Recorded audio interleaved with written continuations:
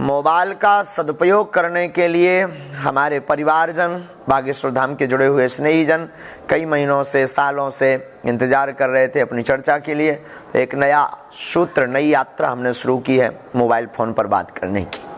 पर इसके लिए हम पहले निवेदन करेंगे, आप लोग इसे जन जन तक ज़रूर भेजें कि यह मोबाइल फ़ोन हमेशा बात नहीं हो पाएगी, आज ही बात हो पाएगी। जो लाइव में होंगे वही, और हमारे द्वारा, धाम के द्वारा किसी को भी पर्सनली फ़ोन नहीं किया जाएगा, क्योंकि कई लोग फ्रॉडगिरी करने के लिए, पैसा कमाने के लिए किसी भी प्रकार का खेल कर सकते हैं। हम आपको बता दें, जो भी बात होगी वो लाइव बात होगी, वो भी रिकॉर्डेड होगी, और धाम पर जब ऑफिशियली पेज से जानकारी दी जाएगी तभी आप मानिएगा कि हाँ। और धाम का ऑफिशियली नंबर 8120592371 8120592371, इसी ऑफिशियली नंबर से बात होगी।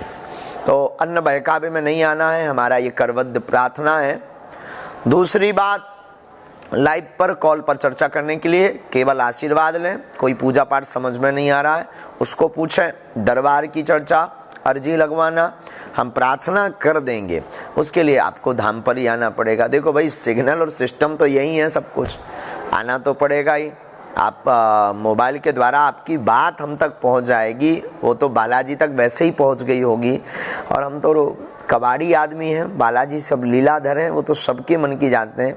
लेकिन आपको कोई नियम समझ में नहीं आ रहा, पूजा कैसी करनी चाहिए ये समझ में नहीं आ रहा, कोई आध्यात्मिक चर्चा का प्रश्न है आपका, या कोई आप अपना अनुभव साझा करना चाहते हैं, उसके लिए मोबाइल फ़ोन का प्रयोग आप करें।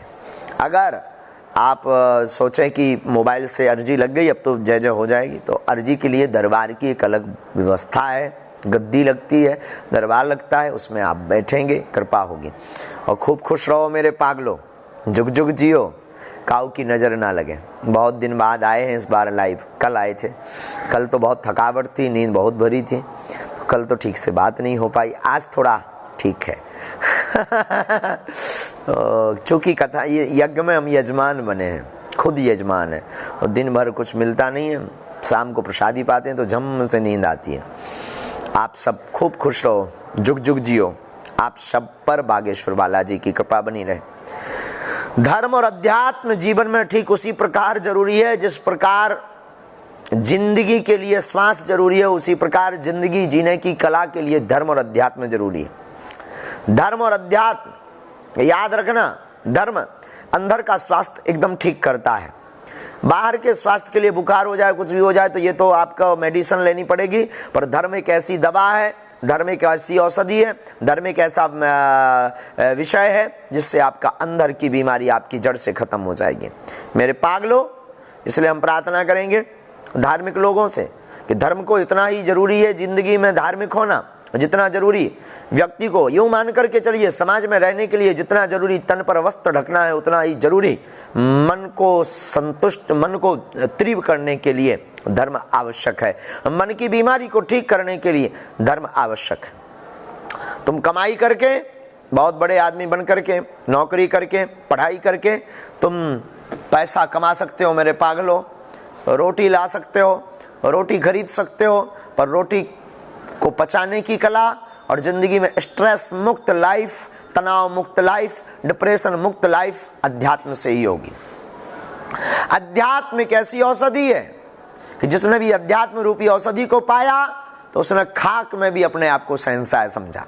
अध्यात्म एक ऐसी दवा है कि जिस व्यक्ति ने अध्यात्म को पकड़ा, ऐसा व्यक्ति अध्यात्म को पकड़ने के बाद जो टूट चुका उसको पुनः चलने का मौका मिलता है। अध्यात्म एक ऐसी यात्रा है, गिरे हुए व्यक्ति को उठाने का संबल नहीं, अपितु उठाने की कला और अपितु उठाने के लिए बूस्ट भी लगाता है। अध्यात्म एक ऐसी यात्रा है जिसको ठीक यूं मान करके चलिए कि आप जिंदगी में बहुत पस्त हो चुके हैं, परास्त हो चुके हैं, अगर आपने अध्यात्म को पकड़ लिया, अध्यात्म को स्पर्श कर लिया, अध्यात्म के ऊपर चल, अध्यात्म को अपने जीवन में धारण कर लिया, तो आपकी जिंदगी में ठीक उसी प्रकार जैसे यूं मान करके चलिए भूख से मर रहे मृतक व्यक्ति के लिए भोजन जरूरी हो जाता, वैसे ही जिंदगी को चलाने के लिए, जिंदगी को जीने के लिए अध्यात्म जरूरी होता है। अध्यात्म के बिना सब शून्य है और कोरी बातों से काम चलने वाला नहीं है। इसलिए याद रखो, आध्यात्मिक कहलाना बहुत सरल है, होना बहुत कठिन है। आध्यात्मिक होने के लिए कोई बहुत बड़ी डिग्री की आवश्यकता नहीं है। आध्यात्मिक होने के लिए खुद के अध्याय की यात्रा अंतर्मन से प्रारंभ करके और भगवान को, जो आपका इष्ट है, उस इष्ट का ध्यान, गुरु का ध्यान करना प्रारंभ करना ही अध्यात्म यात्रा है।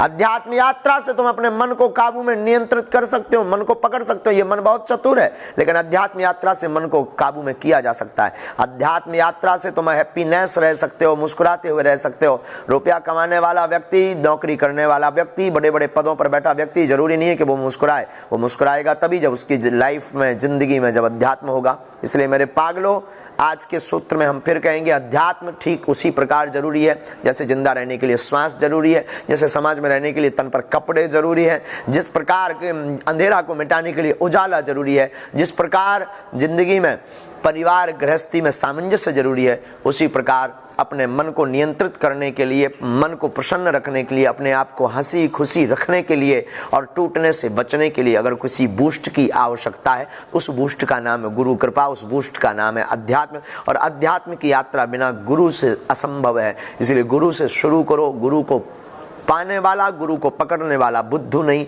अपितु बुद्ध होता है। तो अध्यात्म की यात्रा में हम फिर कहेंगे कि तुमने अपने जीवन में अगर बहुत कुछ खोया है तो बहुत कुछ पाने की लालसा है, तो कई लोग कहते हैं हमारा कोई साथ देने वाला नहीं है। कौन साथ देगा? तुम्हारा अध्यात्म के अलावा कोई साथ नहीं देगा। और हम फिर कहेंगे, आप लाइव जो सुन रहे हैं 8120592371 पर, आप वही बात करें, अर्जी की बात ना करें। आप वही बात करें जिससे किसी को बहुत अनुभव मिल सके, आपके जीवन का अनुभव मिल सके। आप किसी पूजा पाठ के बारे में पूछना चाहते हैं, अध्यात्म के बारे में पूछना चाहते हैं, फ़ोन कॉल व्यवस्था उसलिए। दरबार की अर्जी, दरबार में नियम है, धाम की महिमा है।